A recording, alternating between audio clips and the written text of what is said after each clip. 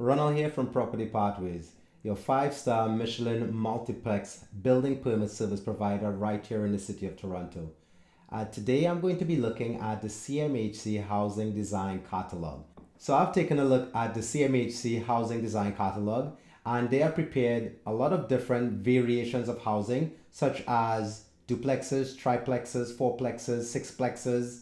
There's some even townhouses in there, and they fit into all the various provinces throughout Canada. Today, I'm going to take a look at some of those designs, and I'll explain to you how some of them may fit into the context of the typology that we have seen throughout Ontario, and more particularly in the City of Toronto, since the City of Toronto just recently had their sixplex zoning bylaw approved in Toronto and East York community, as well as North Scarborough. So let's take a look at what this presents. So this is the design catalog, as you can see here, that CMHC produced. You can see there are courthouse sixplexes. I'm going to really take a look at the sixplexes, and more particularly those in BC, those in Alberta, Ontario. We're also going to look at some of them in the Atlantic provinces. I think these were done well, and also Quebec. So let's take a look at some of these and how they actually present themselves in reality. So in British Columbia, you got your courtyard sixplex. And the unusual thing about this, I'm just going to point out some of the unusual things, is that this here is actually a duplex in the front and a double story garden suite at the rear, but it's actually double. So the idea here is that both these properties would fit onto a single parcel of land. As you can imagine, this is not ideal because I mean a large lot in the city of Toronto is roughly around 12.9 meters. These properties are significantly larger, and we'll certainly dive into some more of the specifics surrounding the sizes and room sizes and so forth. In the city of Quebec, here they have another property here. So taking us just a look around it, again, super large properties. These things will not fit in anywhere in Toronto. Again, most of it could be adapted. I actually really like this one in terms of the way that is laid out on the interior. However, they do have a single staircase on the interior side, and this sort of escape stairs setup would not work in Ontario, as you know. But again, this is not designed for Ontario, though I am looking at all of these in the Ontario context, okay? So this one here, again, Quebec sixplex, divided down the middle, 6 units across this entire footprint. Quite a large footprint, by the way.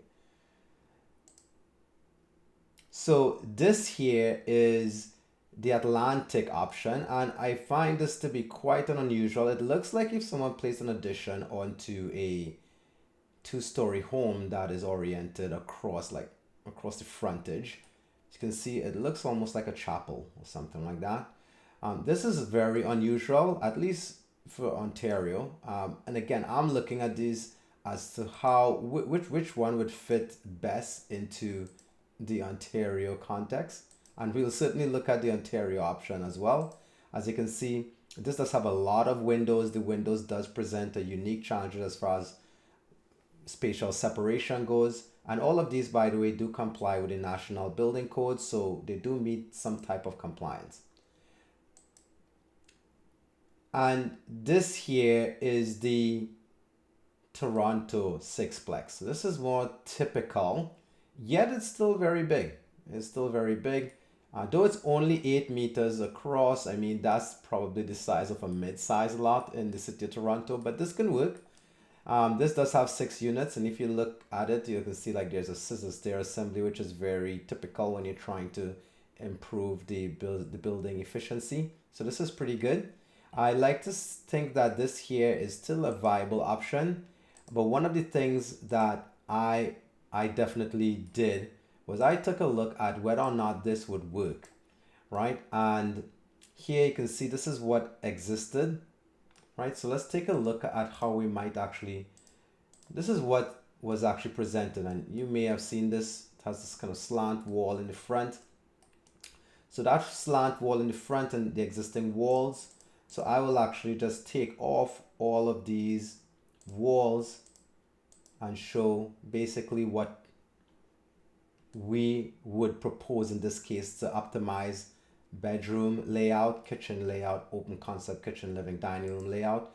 And you can see here there's a significant amount of walls that we just simply demolished. The only thing that we kept here was the scissor stairs, which obviously works and would be necessary in Ontario today because we don't follow the National Building Code. We have our own Ontario Building Code.